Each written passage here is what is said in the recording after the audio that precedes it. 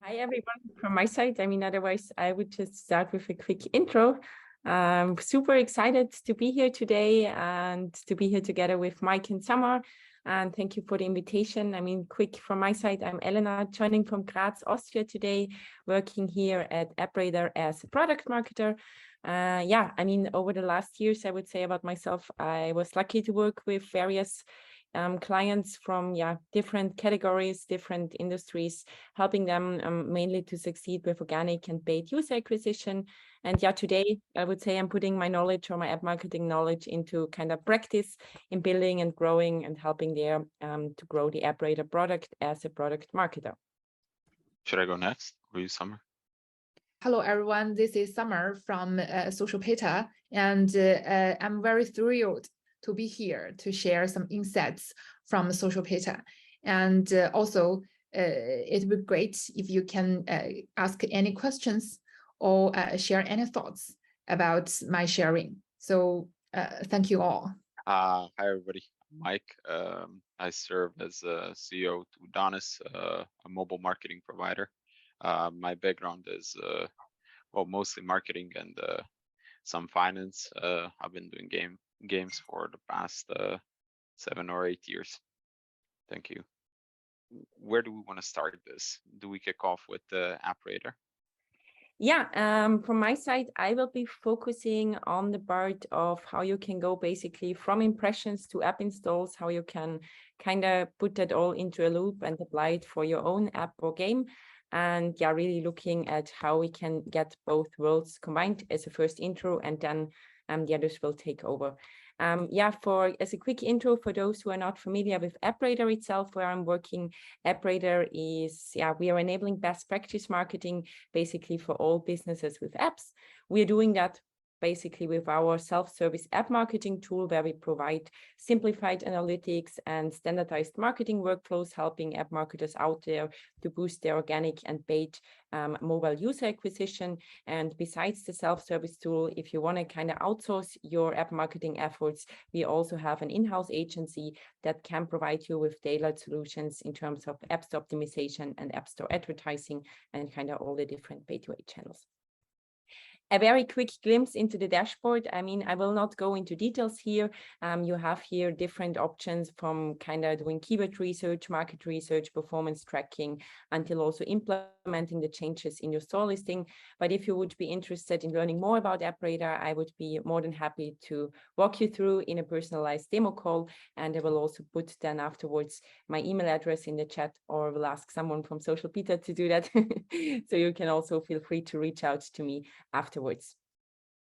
All right, then let's get started into the topic. I would kick that off, as we said, that we want to focus also on kind of which metrics to look at in a very brief overview on the kind of parts where I will be focusing on now in my part of the presentation is kind of from awareness until acquisition. And which metrics do we look here mainly? I would say in awareness phase, where we really want to try to build, get as much reach as possible, looking obviously at the one hand at kind of impressions, but also in terms of keyword rankings to see how we evolve here from the app store optimization side. When we go then further and we say we got them into like kind of the users into considering us or the app to download, then it's all about looking at the different conversion rates in terms of how many people now land. They were like seeing my app in the search results, for example, and then how many of those also end up into a store view. So basically that conversion rate, as well as from a paid side, click-through rate, cost per click. And when we talk then about acquisition, obviously we want to get those people to download the app as well. So here looking at, on the one hand, like how is the click to install conversion rate, as well as the cost per install. Obviously, and very important to say here, the funnel doesn't end here. It's super important to also look further down the funnel, going into more details like activation, retention, and then making them also to refer our app to other people. But here in this kind of growth framework, we will be looking at how you can actually get those users so that you can then also grow them further later. And how do I like to say here always is like, before we get started, is always like my clear key recommendation: make sure that you do like your homework in terms of app store optimization. So make sure that you have like a well-optimized store listing meaning now talking about metadata, but also about the creatives that you have in there, the ratings and previews, that they are on a good quality. So basically making sure that you also have the possibility to maintain then a stream of high quality users across all the various channels. And if we look here, yeah, obviously, if we say, what can I do to drive traffic to my app? There are like various opportunities out there. My recommendation here would be App Store optimization, but then boosting it also with so-called App Store marketing as a whole. So talking about, on the one hand, App Store optimization, the organic side, but also then combining it with inside the store ads. So basically talking about Apple search ads as well as Google App campaigns, whereas they are partly inside the store happening versus obviously the rest of the Google network. But this would be kind of the starting points that I have also then included inside now the growth framework that we will be looking at. And why am I saying this? Yeah, it's as simple as that, no matter which channel. So let's say you're doing like influencer marketing or TV print, anything outside of the store happening activities, the ultimate goal will be that those users land in your store listing. And this is also the moment where you want to convince them to download your app so that you get those acquisitions and you drive those acquisitions. And that will ultimately, I would say, only happen if you also have a well-optimized store listing, or at least you will have higher chances and will also be able to reduce then along the way from any UA channel your acquisition costs. All right, then how can you put this now into practice? Let's walk it through step by step. As said, this whole growth framework, like I like to call it, includes now on the one hand organic downloads, also downloads from paid user acquisition, and also very important to mention is the in-app store conversion rate optimization. That should enable you to hopefully have a constant stream of new users while also hopefully hitting your performance targets. So let's get right into it. Step one, as you might have already heard from my previous words, is clearly App Store optimization. So here, what should be the goal? Really to ensure that you use in your store listing relevant keywords, that your product page is appealing not only in terms of the text that you have there, but very important also the creatives that you use there. So talking about screenshots, your maybe preview video that you use, feature graphic, icon, and also ratings and reviews to show the users that you really have a stable product, that you have a good product that other users would also want to download. Here the key activity, if we talk about now App Store optimization from the classical point of view in terms of keywords, is like make sure to build up that keyword backlog for your specific app category. Try to identify so-called focus keywords, so basically keywords that you would want to target then in your next App Store optimization update. Looking here at metrics, different metrics such as the search volume or also the competitiveness, so the difficulty level of how hard will it be to rank for certain keywords. And very important also, make sure that those keywords are relevant. This will not only help you to rank easier for those keywords, it will also help you to ensure that the conversion rate is fine and also enable you then better options for example, Apple search ads when you bid on them. So very important that it's also relevant. Ideally, you have already some keywords where you are ranking on. And if we say you identify some keywords where you are already in the top 30, let's say, then try to push them further and try to go into a direction of where you can achieve a top 10 ranking, for example, because those will also be the keywords where you will be getting traffic on. If you rank high on those, let's imagine it just from user point of view. Usually we are all lazy, so people do not scroll down until page, until search result 100. So really the main goal should be to get into top 30, ideally top 10, and the higher the better, I would say. And when we talk about all those, of course, it's not just guesswork, but really make sure that you also set up a proper keyword ranking monitoring so that you can also track the changes that you're doing and ensure that you have a look at all those metrics such as search volume, but also how your keyword ranking evolves. You can see here an example from AppRadar where you can do that in your keyword tracking. You can also filter and tag the keywords accordingly so that you can also align, for example, if you identify keywords that you say those are like kind of generic keywords, you can tag them and use them then later in your Apple searches as well, or brand keywords and so on. So really making sure that you meaningfully cluster them also will also help you then in your workflow later on. And then, yeah, if you once you have identified those target keywords, let's say you have identified, I don't know, 10 keywords that you would want to rank on and that you would want to implement in your store listing. Yeah, obviously, how can you do that? Bring the word out to the people and implement those in your store listing. You do have here, for example, you can do it directly in App Store Connect or Google Play Console, or if you're looking for a faster way, AppRadar has a so-called store listing editor where you can do your ASO update across different locals directly inside the tool, and yeah, put the changes live directly versus yeah, also create a new iOS version and put it then to App Store Connect to save you time on that process. Yeah, now step one, let's assume you have like a check mark and you've put your ASO update live, you're waiting a bit.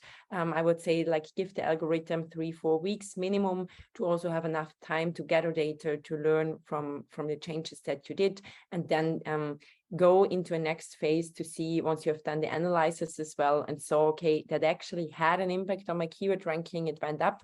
But at some point there will be also a bit of like a, I would say, yeah, a plateau where you will not be able to only grow it with organic. So in this, like the part where I would say try to test the first paid user acquisition channels that support and also growth, and try to bring also more traffic to your App Store page. My recommendation here would be to start testing the so-called native channels. That would be Apple Search Ads, as said, as well as Google App Campaigns.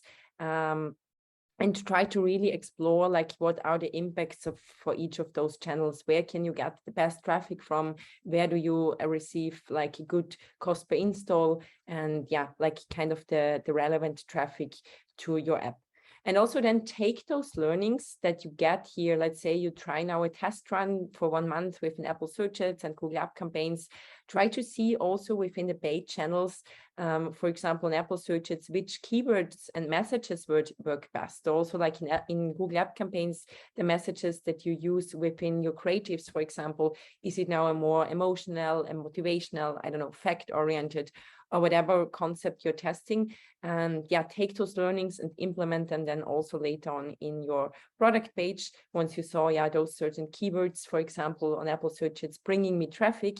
Hey, but I don't have them included yet in my store listing organically. So what would be the effect if, for example, I bid on those 10 keywords and I also have them included in my product page? Could be like a good leverage to kind of really combining those two worlds and pushing thereby also their organic keyword ranking further.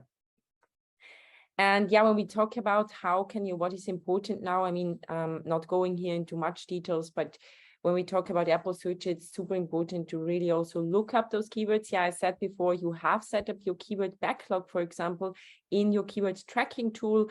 As I showed you before, for example, with the screenshot from AppRadar, then you can basically use also those keywords and see how do they help me in my campaigns within Apple Search Ads. And Google App Campaigns, take a look, make sure to optimize your creatives there, because it's really, from, I would say, very creatives driven also in terms of optimization then. Here some kind of examples, as I said, like especially within Google App Campaigns, creatives are super important, but also, of course, not to neglect it within Apple Search Ads. And here is again the part highlighting why I said before, make sure to optimize your product page as a first step, because it can also, for Google App Campaigns as well as Apple Search Ads, take the creatives directly from your store listing. Especially when we talk about Apple Search Ads, you have the possibility to customize it with the so-called custom product pages that I will show you here. But you also have the possibility to use the default product page. So really making it again, really, I would say, vital to success that you have a good optimized creatives in your organic store listing, as you will also use them probably for your Pay-to-A tests. Yeah, here we have, I just have here some small examples of like different concepts that have been tested. For example, like pushing this reward thing from Study Smarter, or having that focus on collaboration from Headspace here, or saying like a more focus on kind of the facts or hard facts. So really trying to, in that first test run, trying to also identify what works best for your specific app or game then. And I teased before the custom product pages, making them even more vital now with the super new 2 ad placements that Apple provides in the Today tab and the product page. Whereas if you want to appear in the Today tab, you have to have custom product pages set up. So on the one hand, makes it even more like kind of, okay, give it a try. And what is custom product pages in general about, for those who have not heard about the buzz that is going on in the app marketing world? It's all about kind of providing a personalized user acquisition journey with the so-called custom product pages feature that got released with iOS 15. Quick example, let's say you target in your ads. Now we have here like an outdoor app, and you would target now, I don't know, biking, for example, in your ads. And just imagine then the user clicks on the ad, he comes to your store listing, and there you also have again this biking focus. I think will have a good impact on conversion rates, because that was the reason why he came probably to your store listing, gets again that consistent journey, and will hopefully then also help you to boost conversion rate, make them more likely to download. So now, assuming you've done App Store optimization, you have done the first tests with paid user acquisition, you gave it a try on Apple Search Ads and Google App Campaigns. Now it's really about analyzing and taking like kind of the first learnings from your initiatives. And here I would say it's really also about finding those overlapping strengths and weaknesses now from your organic and pay-to-A campaigns, trying to identify the winning concepts that you've tested, comparing the channels, the performance in each of them, trying to see, as said, which keywords are you ranking well? Have I included them also in my Apple Search Ads, for example, or in other campaigns? Do I rank well? Maybe I should insert a certain keyword also on my screenshot headlines, for example, because it's really bringing me traffic and I would want to highlight it once more. Or if I see that, for example, in Google App Campaigns, a certain messaging works super well, I might also consider to put that somewhere again in my organic store listing, or vice versa. And the same, also seeing which creatives brings you the most clicks and installs, and also trying, maybe you might want to do then also, like, if you haven't set up a preview video yet for your store listing, you might consider also taking again those learnings out of it and say, you want to create based on the messages that you saw. Let's say you tested emotional concept and that works the best, then also try to bring it into a preview video, for example, and see if it works for your specific app. And then, while you learn from the first initiatives, making sure to compare the performance, but also making sure that you understand the correlation between organic and paid user acquisition. We do have, not long time ago, in AppRadar launched the integration with Apple Search Ads as well as Google App Campaigns. So you can connect now your Apple Search Ads, Google App Campaigns, as well as your App Store Connect and Google Play Console account, giving you the possibility to have those kind of unified overview in one single dashboard, and analyzing now, for example, here, how did now my Apple Search Ads help me to boost my total growth? How is the correlation? Did now less Google Ads also lead to less total traffic and less organic traffic? So make sure to give it a try if you're interested. And then, I think I teased it before already a bit, but it's really like trying to, again, you tested now paid user acquisition, you've done your analysis and identified which channels work best. Now really make sure to take those learnings and integrate those in your App Store optimization strategy. In other words, try to push your organic performance again.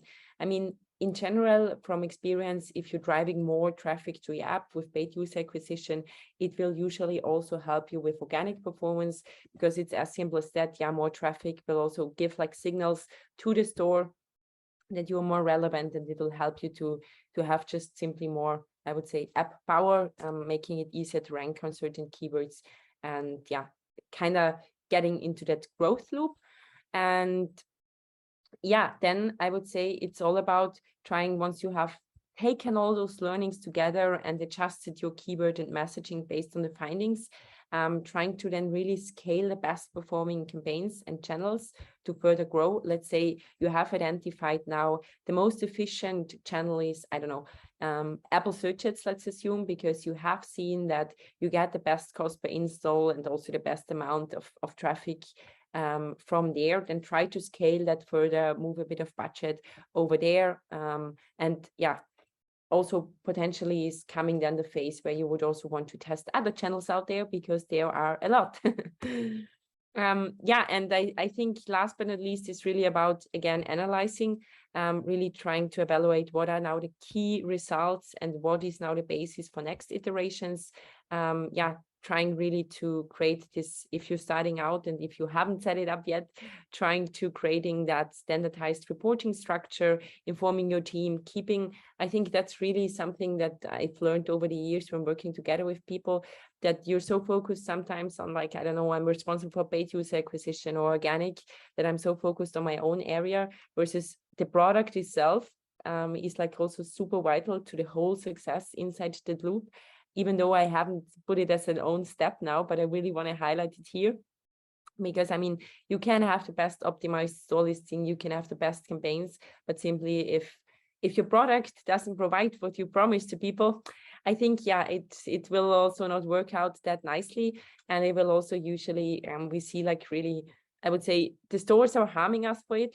Let's put it that way. If you see like, I don't know, a high crash rate, yeah, it will ultimately also harm your visibility in the stores, because yeah, Google as well as Apple, they do not want to promote apps that do not offer a good user experience, versus also, I think, yeah, it will also be reflected then in your ratings and reviews. So really make sure that you keep like the whole team, not only your team, but also like other teams' product and so on in the loop, and trying to combine those worlds. And I'm sure you will get a good output then out of it. And then, yeah, last but not least, before I end my slides, it's all about starting over again and scaling. And here, as said, it's really about trying then to also, yeah, see what other channels can bring you. I mean, Facebook, TikTok ads, Snapchat, and all those different channels out there, or even more specific ones, trying to see what you can take out there as learnings, which new markets do you want to evolve into, and then basically starting over again with localizations, doing those tests, analyzing. And yeah, hopefully hitting your performance targets. That's it from my part. If you have any questions, I would be more than happy if you reach out via email to me. Here is my email address, elena.wiedmer@appradar.com.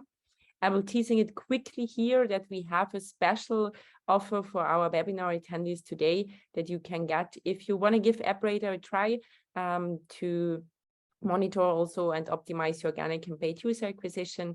You can get 30% off on the first month with the code AppGrowth. And yeah, if you have any questions, feel free to reach out to me, and I would also be happy to schedule a personalized demo and show you around. Thank you very much. Thank you, Elena. Also, all attendees, if you have any immediate questions, feel free to drop them in the chat. We'll be going through the questions as we go through the further presentations. But maybe just to kind of bounce on ASO a bit, I did have maybe a couple of questions which would be interesting to me, maybe to the audience as well. So looking at kind of global data, and I'm assuming you have access to this, like what are kind of, how are global conversion rates behaving? Do you maybe have insight into this? Are we seeing a positive trend or a negative trend, like maybe throughout 2022? Yeah, I mean, from my experience, I would say it's first of all super dependent on the category. So that's also would be a recommendation that I would always guide people to, if you're like looking at benchmarks, and try to look at the specific country and the specific category that you are in. And then, yeah, I would say it's now out of my mind. I don't have the numbers by heart, but I think maybe some others from the call now here or from the webinar do have prepared something.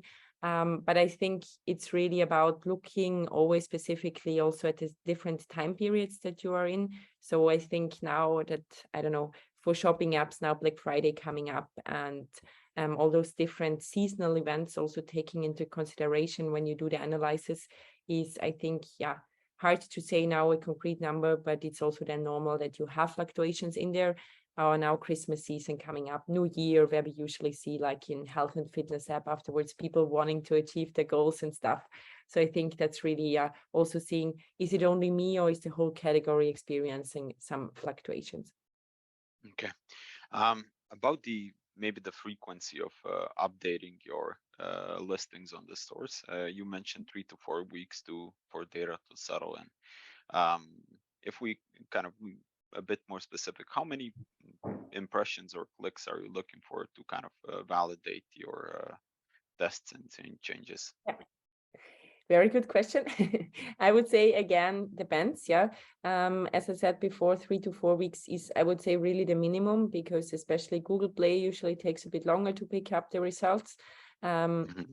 What I usually see, it depends then also on the impact factors when looking at the different numbers. And let's say I only do now organic and I started off new. Yeah, I might see a bit of I did like an app launch. I might see a bit of a bigger boost, because usually I get like a bit of a boost from the App Store itself, at least hoping to, yeah, but that's what we usually see.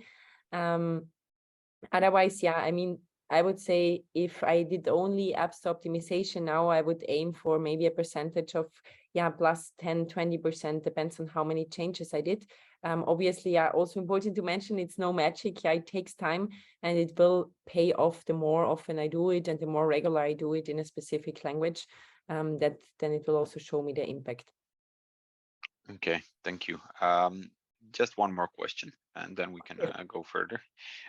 So, at which point, actually, it's a couple-fold question. So, at which point, considering like you're, for example, like majority of publishers of games or apps you're probably launching in a single language, right? Or maybe a couple, right? At which point is a good point to actually introduce localization? And what are the usual impacts? And the third fold of the question will probably be, how long does it take when you actually launch in a new country? Okay. Yeah, I mean, localization, I would say, as you said before, yeah, probably you would start off in kind of maybe your main markets that you have either identified from other traffic sources or from other channels. But let's say you start off with a couple of languages. And then what I usually try to do is seeing, sometimes it's about, hey, I already get traffic, even though I'm not localized in that country. I get like a bit of kind of installs that might be a good country where I would want to see how can I further boost it if I now also offer a localized experience. And if I also push it, for example, then with paid user acquisition, that's usually kind of the one side that we're looking at. On the other hand, also obviously, if you do your research and you check out what is the market potential there, do I have potential there? Do I have like a fit in the market actually? Is the market ready for my product? But also, is it like, I would say, is it now a tier country or tier one countries where how competitive is the industry and so on? But then how do I start about it is, I would say again, coming back to the growth framework, but starting again with, localizing the store listing as a first step and seeing what I can leverage there. And it's, I think, important to say that it can take a lot of time. So ideally, you would do then, all your research in the local language. You would have a native included. It helps you with the translations to also make sure that the conversion rate is fine. And if you do it really across several languages, not only the research part, but then also implementing it can really take up a lot of time. So I would say really when you plan it, make sure that you plan also the resources in or get some outside help. And that's, what was the third question? When to start? I forgot it. The last part was how actually takes how much time does it actually take for you to start seeing results in a new market? And so results, I would say usually, I mean, the first traction is, if I would do now my first 1, 2, 3 updates, I should see already a bit of like a traction, but it's again, like I would say, really making sure that it's not seen as like magic, but rather as a continuous process. I would say now from a feeling after the first few updates, you should see results, and you should see after your first update getting some more keyword rankings in local language and get more then hopefully a traffic, because ideally you targeted keywords with search volume also behind, kind of with traffic behind. So I would say like the first feeling you should get after the first few updates, but just making sure that you don't give up if the first update doesn't work out that perfectly. That is probably either you didn't you just have potential left, let's put it that way. Thank you. Thank you very much. So we can maybe proceed with Summer and check out her presentation. Okay, so shall I start sharing? Yeah, sure. Start sharing, please. Okay, cool. Thanks for Alina's sharing, and now I would like to share my dashboard. Yeah, okay. Thank you all joining this webinar, and just like I briefed about our company, we are ASO+ASA. We are the ad intelligence platform. Today, my topic is about the mobile game marketing insights in the first half of this year, because as a big database, especially on ad creative analysis, we will give the most straightforward insights about the marketing, especially on the mainstream ad networks, for example, like Facebook, TikTok. So all the insights I share today is collected from our database, ASO+ASA. And it will include 4 sections. The very first one is we will give a common insights about the global insights about mobile games, and then we will jump to the insights for geographical details, and we'll share some trends we have seen on our dashboard for many popular regions, for example, like USA or Middle East. And then the third part is we will give some representative creatives we see for different game categories. And the last part is we will also give a brief about our company. So let's get started. And Alina shared many insights for like ASO. I think for me, it's very impressive. And she also mentioned that paid UA is a big and very crucial procedure if you want to do the growth or to user acquisition. For us, so for ASO+ASA, since our data is mainly about ad intelligence, so I believe that our role is mainly to help you get the insights about the ads, and it can help you improve like your creative generation production. To start sharing, we want to share some insights globally, and to see what's the digital market is happening. And for the bigger picture, we see that unlike previously situation is, you can see the mobile game market is growing bigger and bigger. However, in the very first half of this year, we saw a decline, especially on mobile game marketing.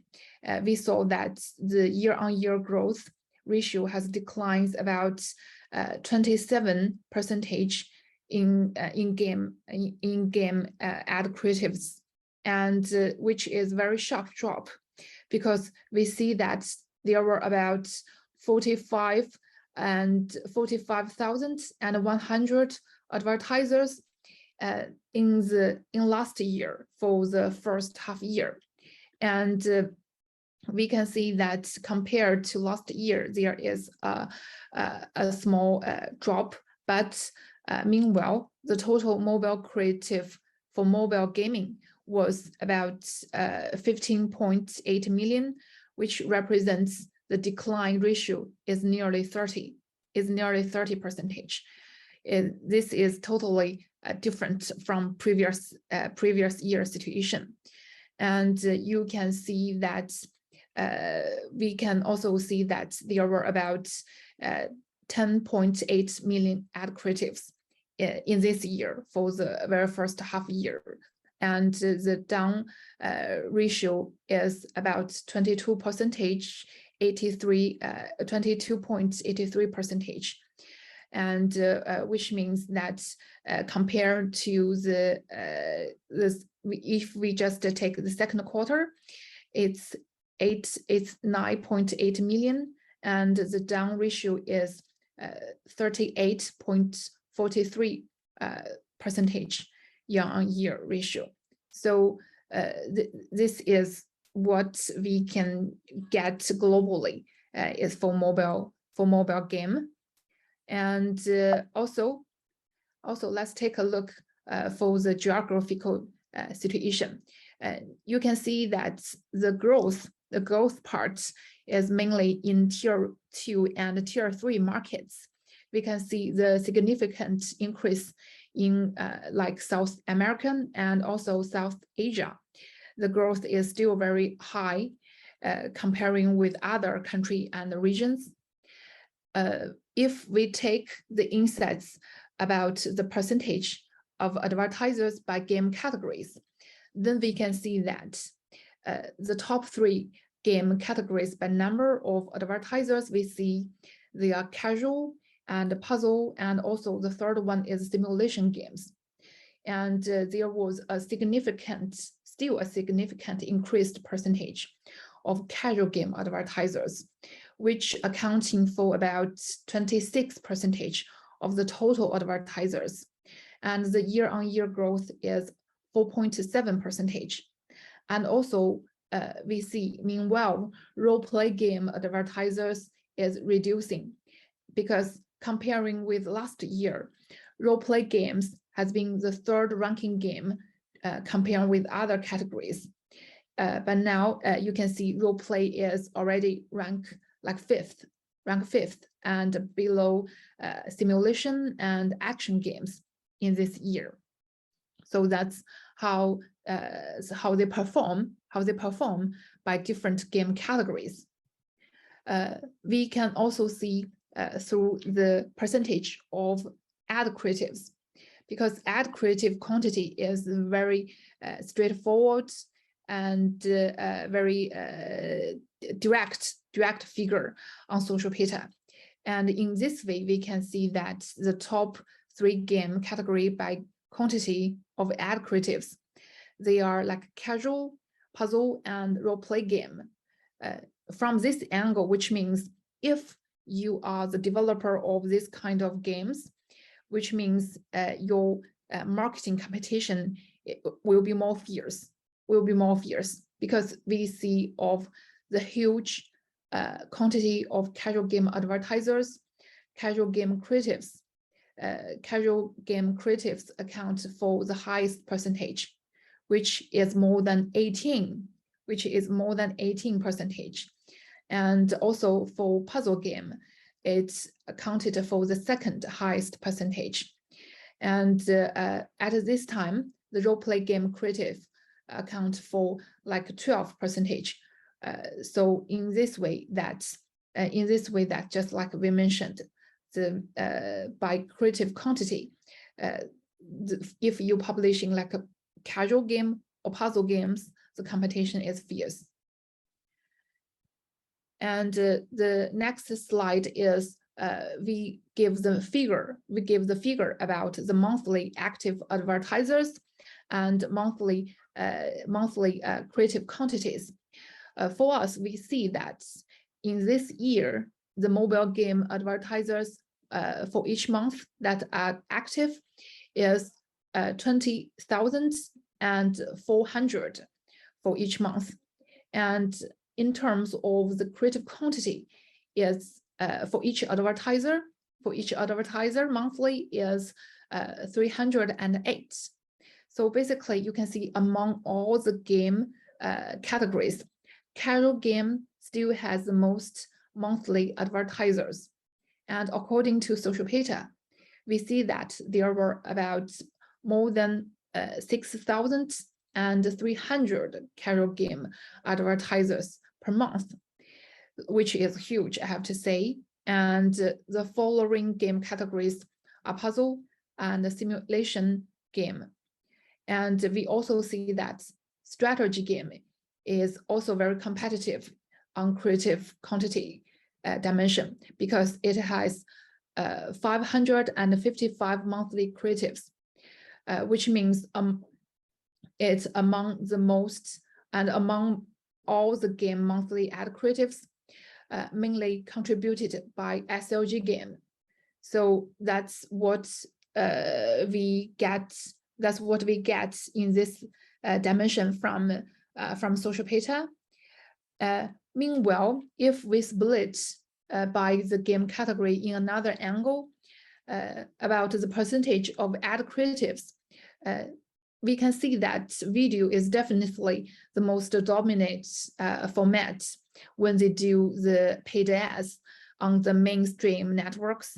And we see that totally for video games, for mobile games, it's over like 86%,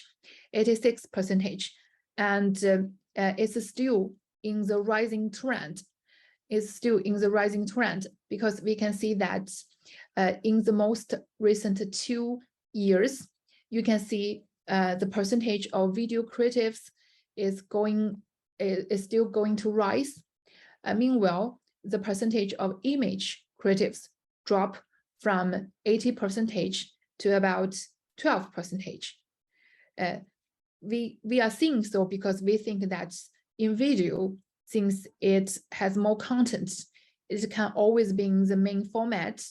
And with the upgrading of global mobile devices and mobile ad networks, advertisers would like to choose videos because as their major format, because videos can convey much more information than the pictures.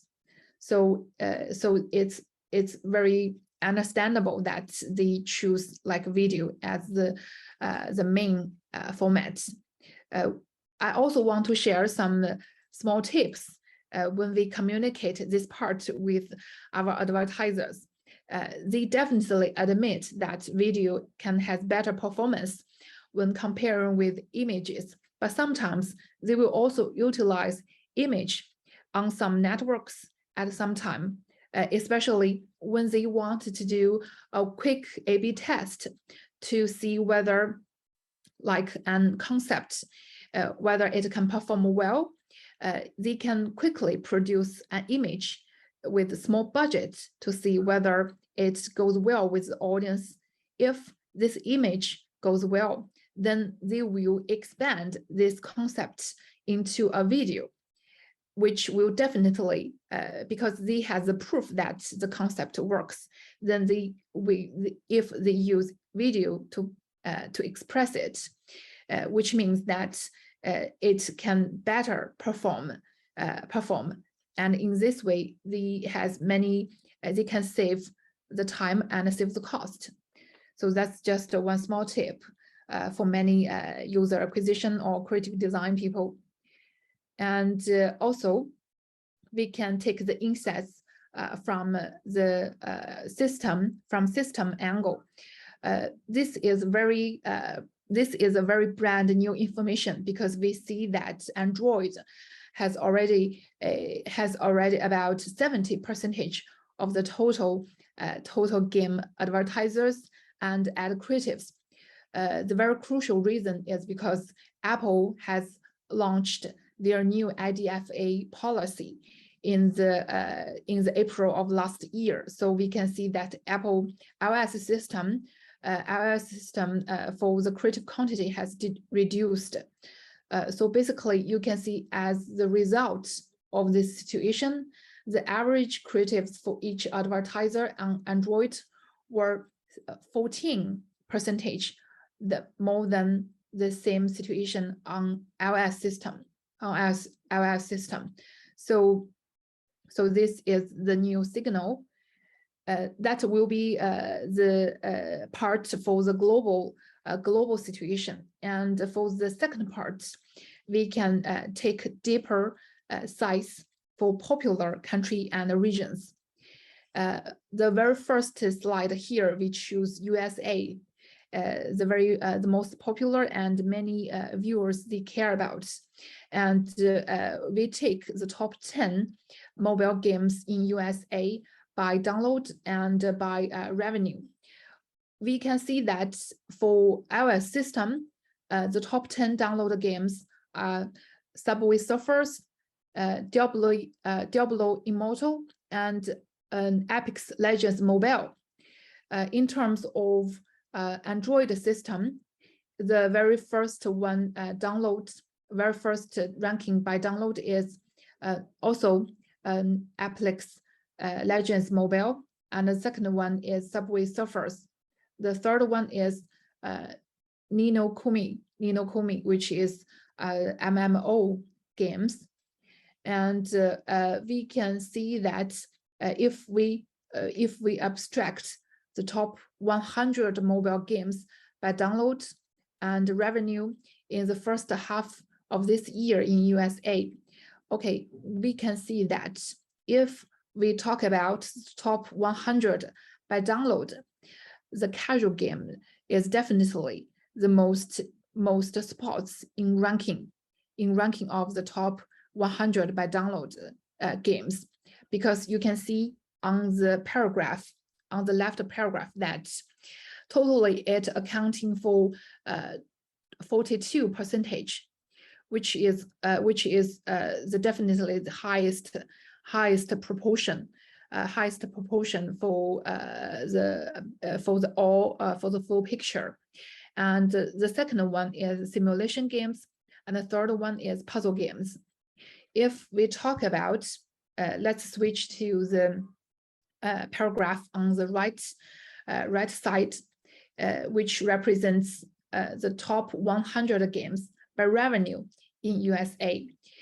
Then at this time, it's more even comparing with download, because you can see the highest ranking in simulation games, and the percentage is 18% for the total picture, and followed by role-play game and action games, which are all 16%. And speaking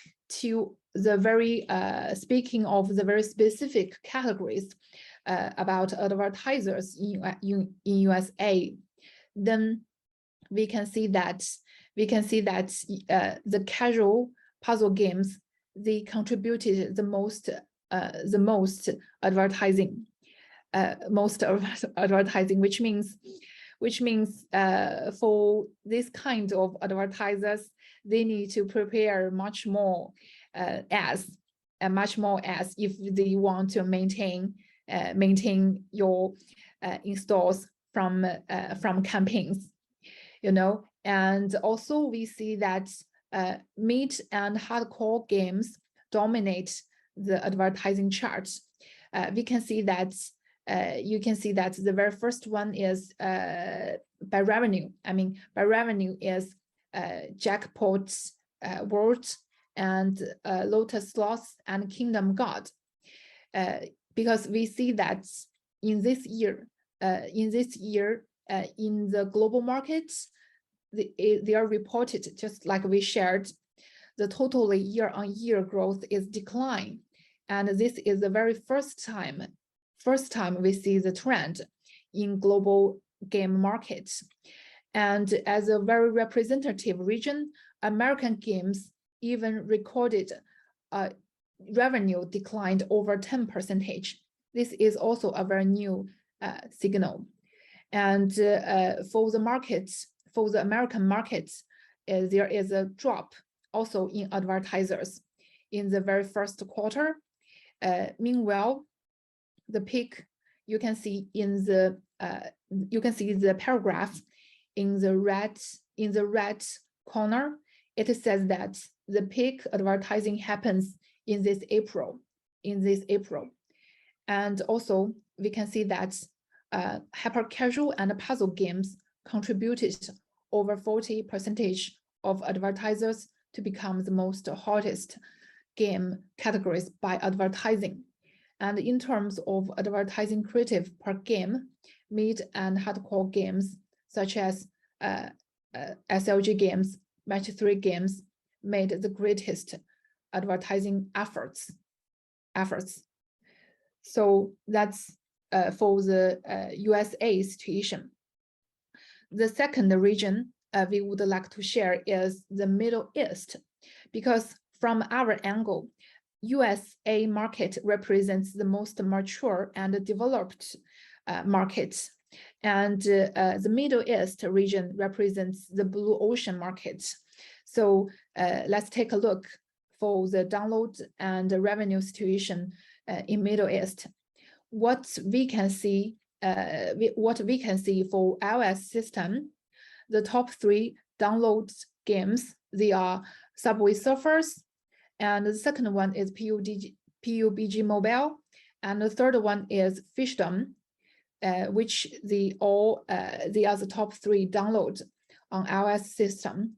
And speaking of Android system, still the first one, the number 1 is Subway Surfers, and the second one is Merge Masters, third one is Going Balls.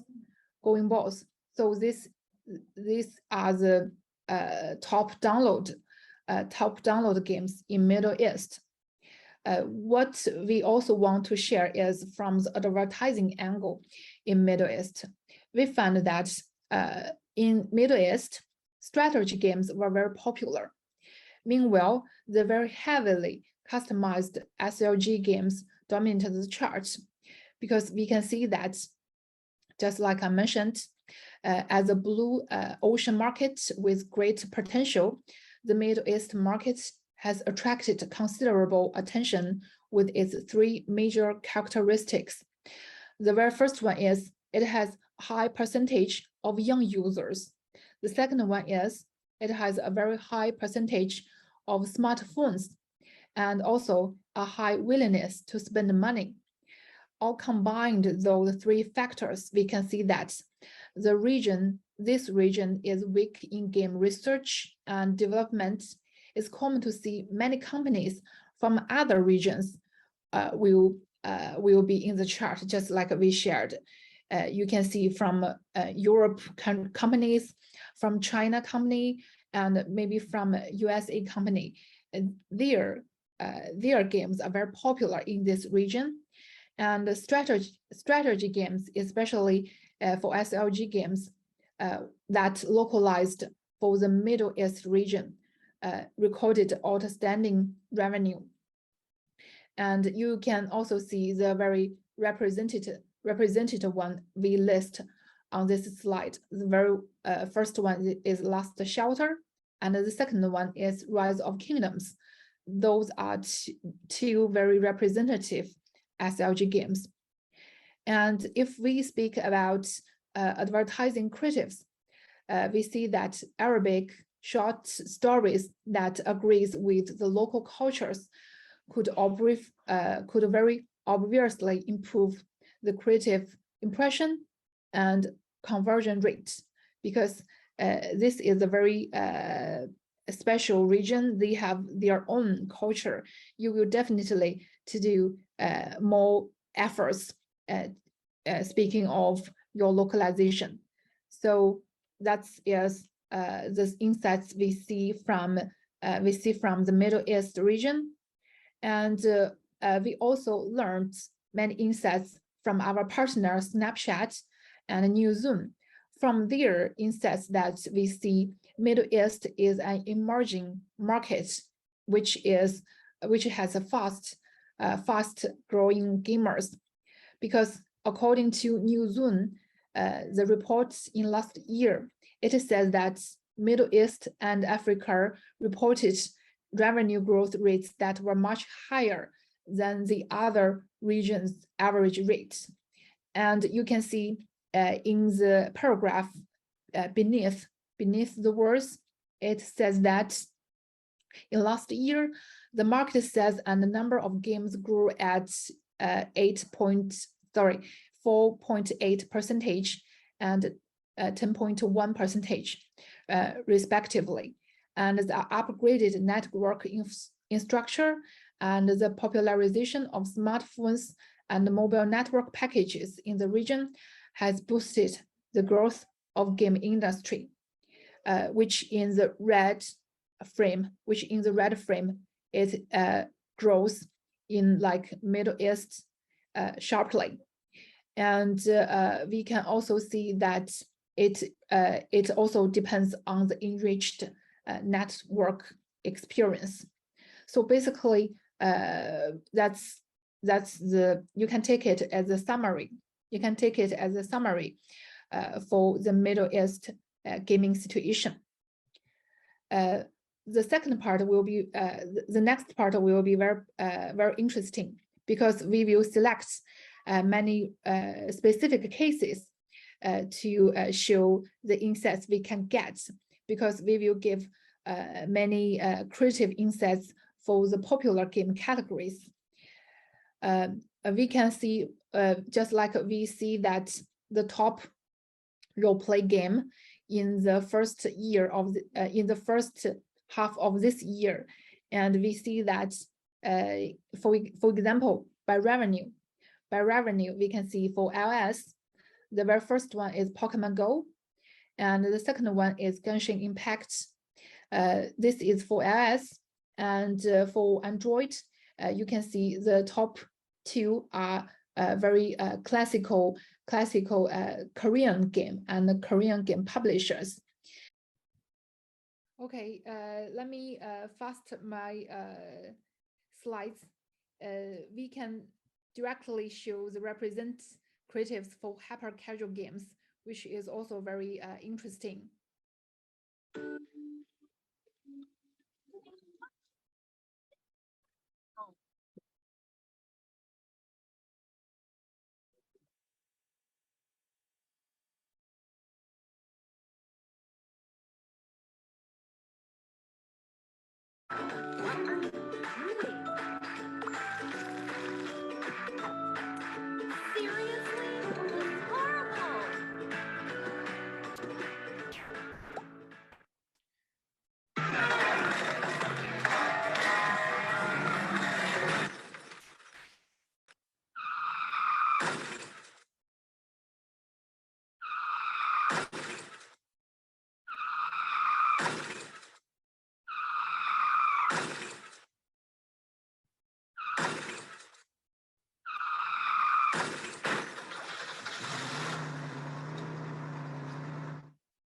Yeah, and the third one.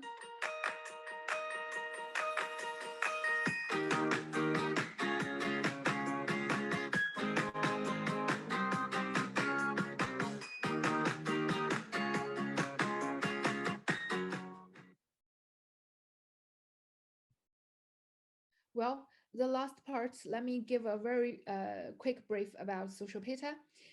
We exist for 7 years, and we now is the world's largest and the leading advertising platform. Now we have the broad coverage on ad networks. We cover 23 global networks and more than 40 local networks, including like Japan and Korea local networks.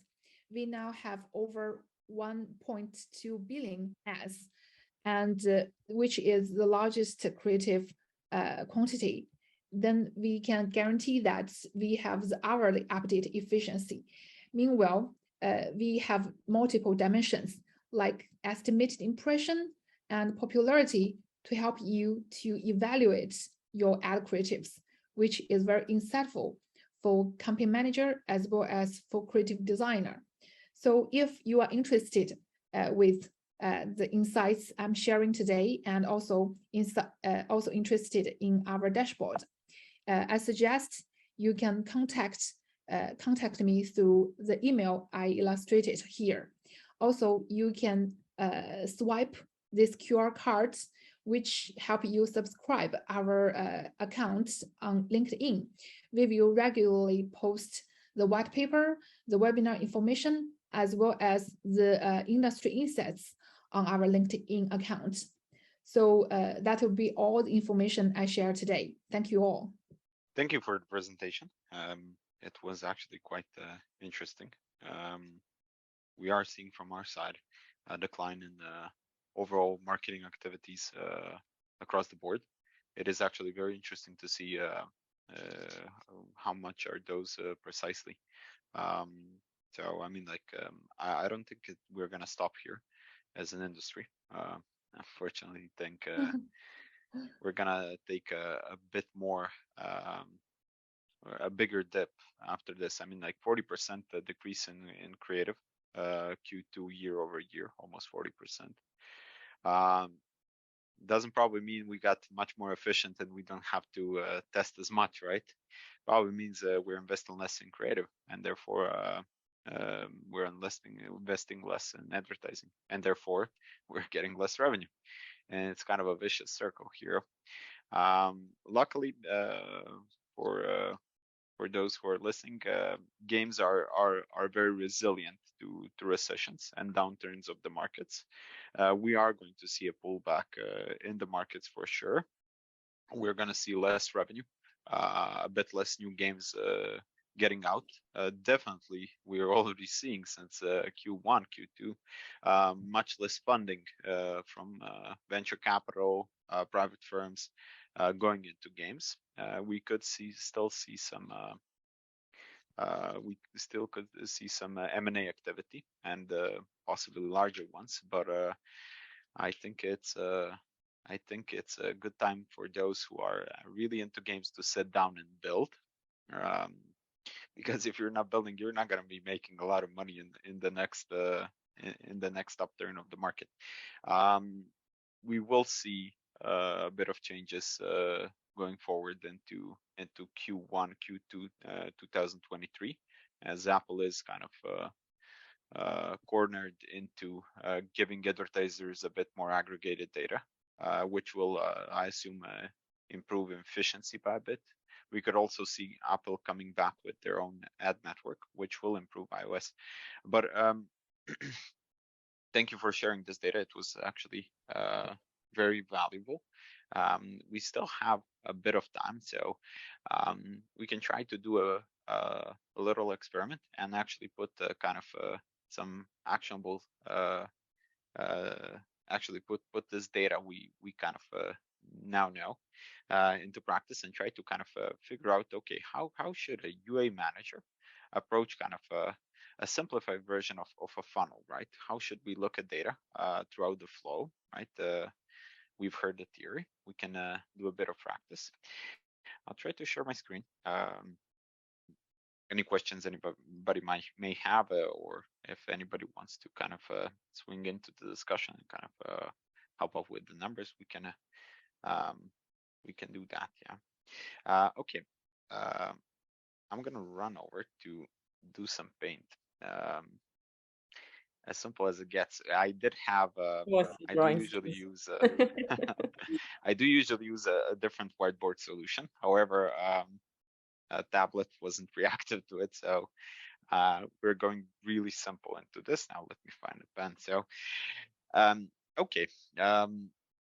Let's put ourselves into a position of an advertiser, maybe a game maker, or somebody who just started their studio, and or is managing marketing campaigns, and now is actually dabbling into their kind of first campaigns and trying to do a bit of thinking around how to actually structure the flow, how to structure the process, how to think about things, and kind of set a framework of expectations, right? So the first step into this process, kind of user acquisition process, and by user acquisition, this can be really anything from the paid side of the spectrum, right? Whether it's an ad network or maybe I don't know, an influencer campaign, or like this thinking applies really to anything. But as kind of as an example to simplify and actually keep things structured, we're gonna say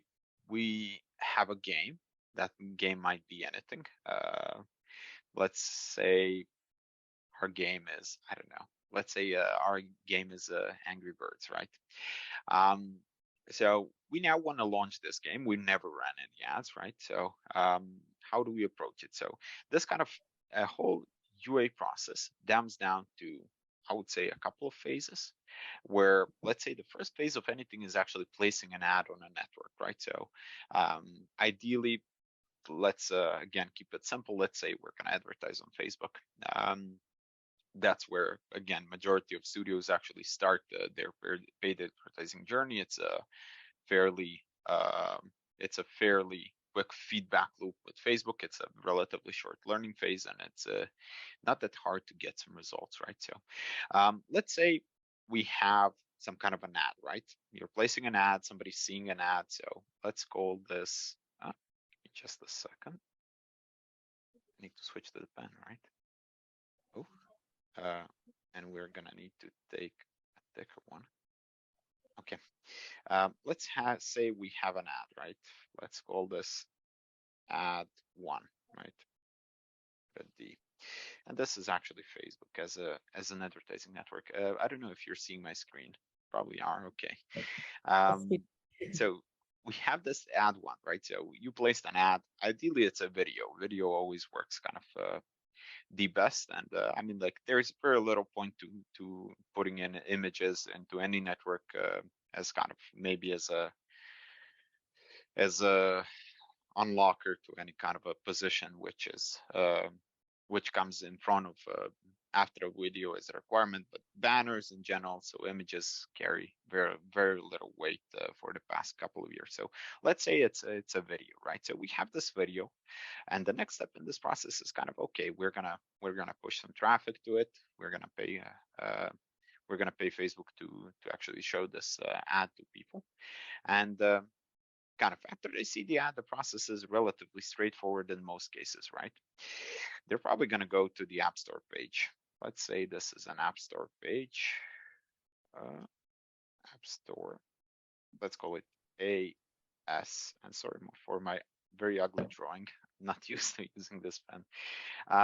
So this App Store is really App Store or Google Play, doesn't really matter. So after the App Store, and keeping this funnel relatively short and simple, of course, like this can be very long, very big, but in reality, whenever you approach paid user acquisition, you always want to keep it as simple as and straightforward as it gets, mostly due to the fact that every step in the funnel has a certain drop-off rate. If you add another step to the funnel, you're probably facing another 10-20% drop-off towards the end destination. So user comes on Facebook, sees an ad.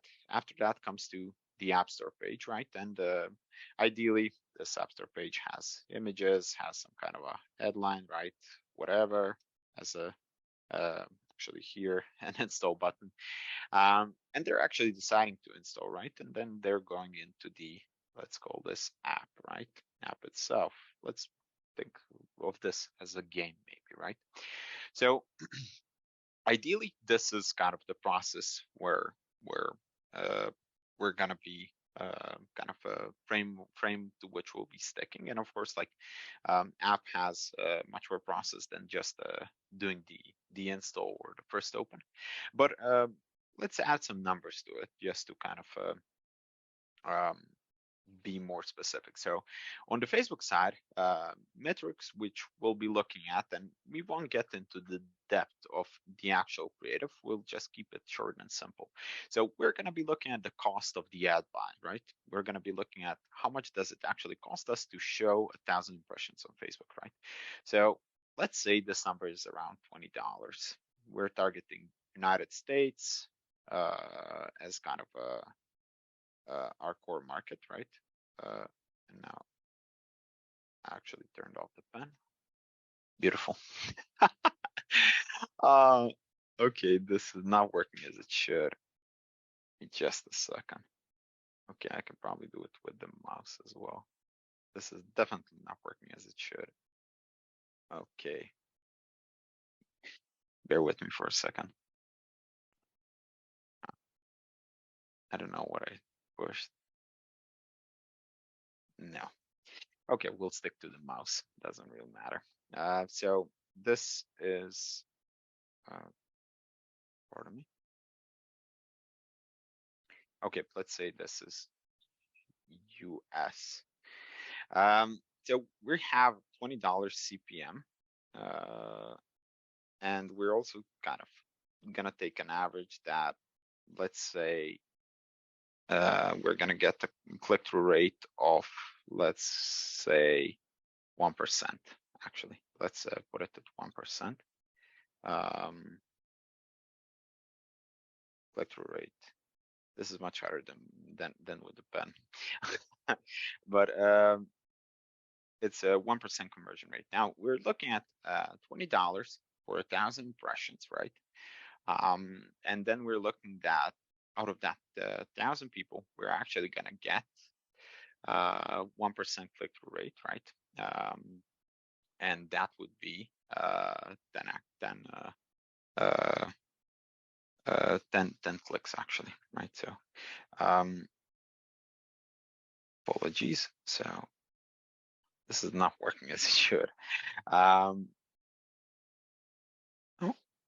just a second.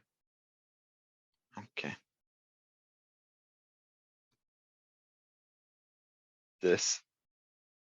No, the mouse isn't working either.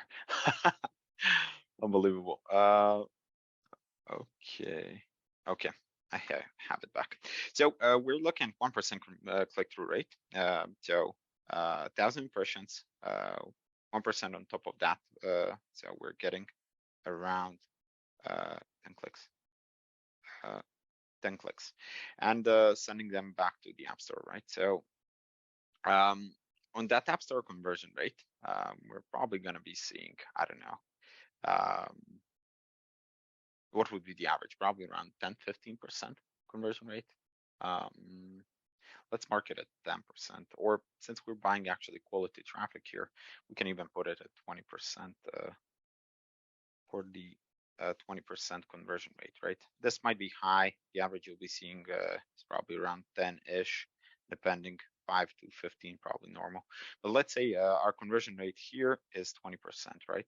So it actually cost us, and this should be a C, 10 clicks.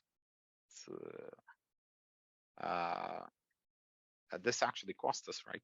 To buy 1,000 impressions and get on top of that 10 clicks cost us $20. So $2 a click, so $2 CPC. Okay, I'm getting used to it. And then on top of that, we have a conversion rate on the App Store page. Once we push this traffic, 20%. So we're gonna send 10 clicks. We're gonna get 2 clicks, two clicks actually converting, and we're actually gonna get 2 installs on top of that. And that's actually a $10 CPI, right? This is the very simple and initial line of thinking, right? Of course, like this expands as we go deeper into this funnel. But as a UA manager, you should probably be thinking, okay, like aside of this, of course, like at the app level, we're going to be looking at the retention rate. We're going to be looking at, of course, like the conversion rate, right? Retention rate is probably a great indicator of how something is behaving when you have any kind of an app or a game. Of course, like day one is a great indicator of how well is something going to kind of work in the longer term. Day 1, day 7 is initial, and of course like deeper, day 30, day 90. Then on top of that, we're of course like if we're tracking purchases, we're also looking at the ROAS, right, at certain points of the funnel. So we're most likely looking at day 1, day 3, day 7, kind of as very early indicators, depending on the genre of the game, right? For simpler games, idle, hyper casual, et cetera, et cetera, et cetera, we'll be looking at day 0, day 1 ROAS as kind of a very good indicator, right? Because majority of the revenue is going to be made within the first 7 days. Whether with, for example, RPGs, we're going to be looking at day 1 as a very soft indicator, and we'll be looking at day 7 as a harder indicator of how that cohort might end up working, right? With more sophisticated systems and the RPGs and strategy and any kind of a mid-core game which has longer tail retention, as a stronger indicator in bigger systems. Most commonly used is probably day 30 ROAS, right, as an indicator of some kind of a success, right? So, of course, like these numbers, kind of looking at the initial metrics, right? They're gonna change, right, with the quality of traffic, right? So, higher CPM will most likely indicate better quality of the audience. Click-through rate will indicate the quality of the creative, but also has a lot to do with the CPM, right? The more you actually pay for the traffic to actually place the ads, most likely you're going to be seeing a higher click-through rate as well, if of course like content is relevant and the audience is relevant, right? So if you're probably and with RPG and strategy, it's actually a great example. With RPG and strategy, you're most likely looking at $60, $70, $80 CPMs, right, to actually buy into the kind of premier pool of users. You're most likely looking at the 3, 4, 5% click-through rate with a great creative. Actually, you're looking at a much higher CPM, but the cost per click and the install are also going to be throughout the roof, right? But when you look at this funnel, right, there are moving components of this. Let's set the kind of the key things you can actually affect the CPM and click-through rate. You affect it by the creative. Conversion rate of the App Store, heavily affected and in correlation with the creative itself, right? If you have a creative which is not correlating with the App Store page, you could see a big drop there, right? And but if everything goes in line and you're actually advertising as what you're actually representing, you should see a good conversion rate. But that's something also you can affect, right? Imagine if we have 10% conversion rate here, right? CPI is actually double, right? And if you have like 3, 4, 5% actually points higher conversion rate, your CPI is actually $7, $8, right? So everything kind of plays into it, with the final product being an install or some other key action. If we had a pen working, we could do a bit more math here and a bit more time.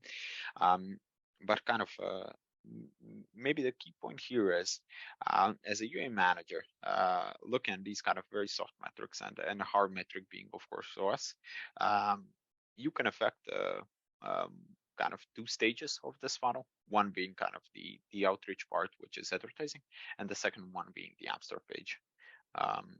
So maybe since we're kind of coming on the time here, we can wrap up and maybe do a bigger one next time and actually dive into some numbers, right? And get a bit more specific and analyze a more specific example, which is always interesting. But to kind of summarize, be looking at the creative as kind of a key driver of engagement across the board. Of course, analyze specific funnels, specific paths to see where do you actually have opportunity, and of course, like manage the whole mix, right? Some things are always going to be working a bit slower, a bit worse than the others, but the key to scaling a large mix is actually sacrificing in some places, so you can actually go big in the others. So P&L equation. But yeah, I mean, like I'm aware we're kind of on time here, so maybe we want to wrap up with some closing thoughts. Elena. Mike, yeah.